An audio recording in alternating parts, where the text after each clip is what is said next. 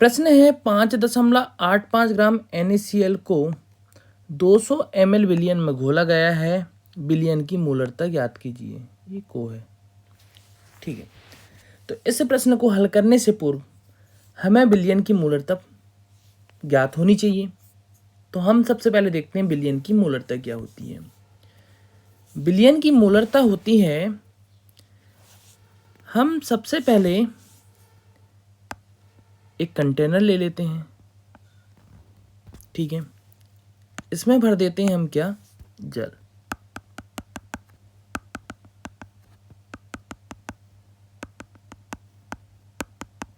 ये भर गया आपका जल, ठीक है। इसमें हम क्या डाल देते हैं, ऊपर से इसमें नमक डाल देते हैं, चीनी डाल देते हैं, ठीक है। तो दोनों से मिलके क्या बन गया आपका, शरबत बना। अब आप बताइए कि जल और चीनी में कौन अधिक है मात्रा में है, तो जल है। तो जो ज़्यादा मात्रा में होगा वो क्या कहलाएगा, विलायक, ठीक है। और जो कम मात्रा में होगा वो क्या कहलाएगा, आपका विलय। और विलय और विलायक दोनों से मिलके क्या बन जाएगा, आपका विलयन बन जाएगा। ये हो गया विलयन। इतना कॉन्सेप्ट क्लियर होना जरूरी है। इसके बाद चलते हैं मोलरता की तरफ। क्या होती मोलरता, तो विलयन लीजिए आप 1 लीटर, या हम बोलें 1000 ml, क्योंकि 1 लीटर बराबर 1000 ml। 1 बिलियन के 1 लीटर आयतन में उपस्थित विलय के मोलों की संख्या, या बोल सकते हैं ग्राम अणुओं की संख्या क्या कहलाती है, मोलरता कहलाती है। बिलियन के 1 लीटर आयतन में उपस्थित विलय के मोलों की संख्या या ग्राम अणुओं की संख्या को मोलरता कहते हैं। इसे दर्शाते हैं हम कैपिटल M से। M बराबर होता है W गुणा 1000, M गुणा कितना हो जाएगा, V। देखिए जरा, M क्या है, मोलरता है, मोलरता, ठीक है, बराबर। W क्या है, विलय की मात्रा है, विलय की मात्रा 1000 है, ठीक है। M क्या है, M क्या है, विलय का अणुभार या आणविक द्रव्यमान, अणुभार, गुणा V क्या है, V जो है विलयन का आयतन,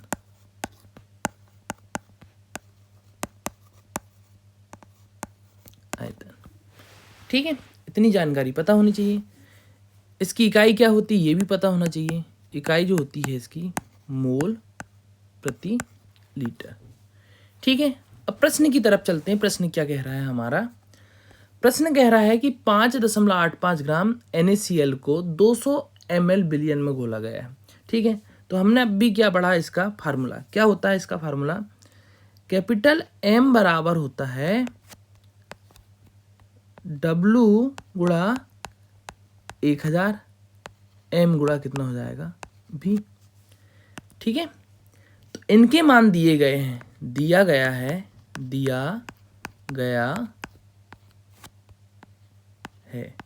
क्या दिया गया है, W का मान भी दिया गया है, M का भी दिया गया है और V का भी।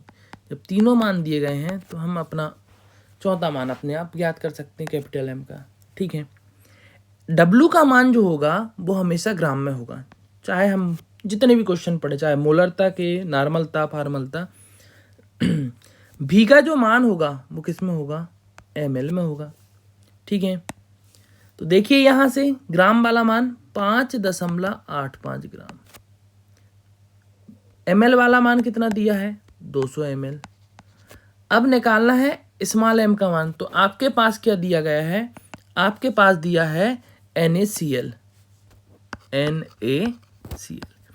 Na का आणविक द्रव्यमान होता है 23 और क्लोरीन का होता है 35.5, दोनों को ऐड कर दीजिए तो 58 पॉइंट कितना हो जाएगा 5। कितना निकल के आया आपका मान 58.5। ठीक है, मान रखिए। अब यहाँ पर मान रख रहे हैं हम। m बराबर हो जाएगा w का मान 5.85 गुणा दिया है 1000 बटे में क्या दिया हुआ है स्मॉल m का मान है 58.5 और कितना दिया है बटे में v मतलब 200 ml। ठीक है, आगे हल करते इसको। m बराबर देखो जरा इसको हल करने में क्या होगा। ये देखो दोनों संख्या लगभग बराबर दिख रही है, बस इतना सा अंतर है कि यहाँ दशमलव है और इस संख्या में यहाँ, इस संख्या में ऊपर वाली संख्या में 2 अंक के बाद है और नीचे वाली संख्या में 1 अंक के बाद। तो किसी एक संख्या में दशमलव दाएं बाएं कर लें तो दोनों संख्या एक सी हो जाएगी। ठीक है, ऊपर वाले में देखो हम क्या करते हैं, इसको 58 दशमलव कितना कर देते हैं 58.5 कर दिए। ऐसा करने से क्या होता है, जब भी हम दशमलव को लेफ्ट और राइट लेके आते हैं, लेफ्ट राइट, अगर राइट साइड जाते हैं तो घातें क्या होती है कम होती है, और लेफ्ट साइड लेके आते हैं तो घातें क्या होती है बढ़ती है, बढ़ती है। ठीक है, हमने दशमलव को कहाँ लेके गया राइट साइड, मतलब कम हो जाएगी। यहाँ जो 1000 दिख रहा था 1 अंक लेके गए, 1 अंक इधर राइट में लेके गए तो 1 0 क्या हो जाएगा कम हो जाएगा। नीचे कितना दिया है 58.5 बटे में यहाँ पर 200। ये आपका कैंसिल हो गया इससे। ठीक है, 2 0 से 2 0 कैंसिल हो गया।